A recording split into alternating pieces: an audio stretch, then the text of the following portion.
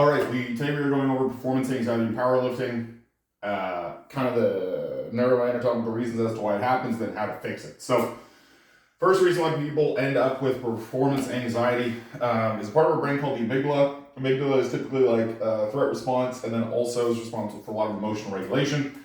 So, we're going to get a threat response when we have performance anxiety, and we view it as a threat to egos. Because it's a threat to ego, our body starts to freak out, we start to have poor emotional regulation, and as emotion rises, there's this kind of feed-forward loop where we just respond worse and worse and worse and worse, and then we just are fucking spasticated. So, easiest solution to that is going to be graded exposure. So, over time, as you get closer to the meet, have more and more exposures.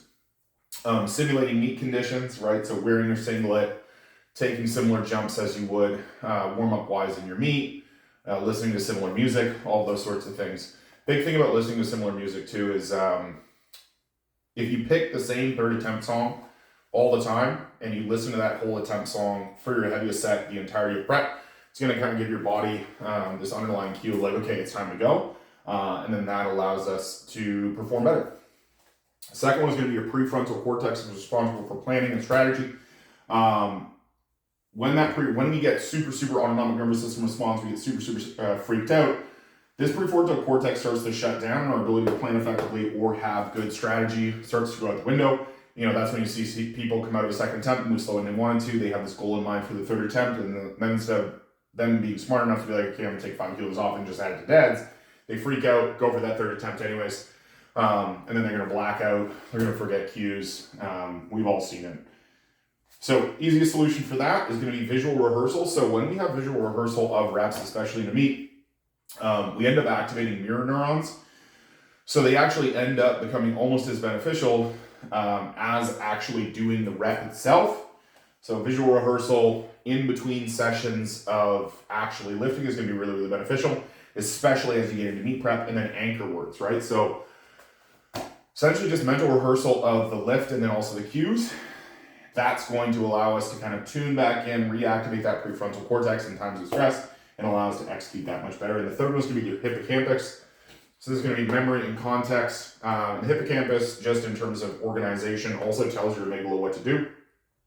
If you lose access to your hippocampus in terms of its regulation over the amygdala is going to take over, then we have alarm, then we have threat response, and nothing goes well. So 3 is going to be the same as 1, which is we're going to simulate meet exposure, and then we're also going to intellectualize it, right? At the end of every session, write down impressions of the session, write down things you need to work on, write down kind of your mental perspective on each session.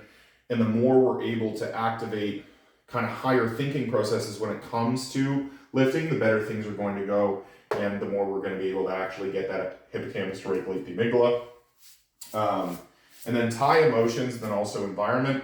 So understanding that if we tie positive emotions that aren't super autonomic nervous system response emotions, right? So gratitude, positivity, all those sorts of things, it's going to allow us to keep the hippocampus engaged to the degree that it should and stop that signaling to the amygdala.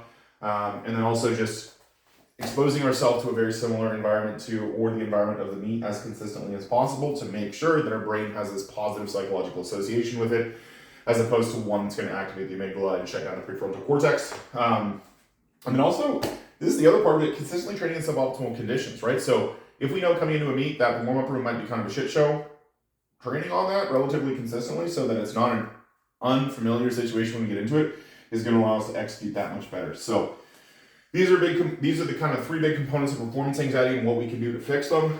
Yeah, that's it.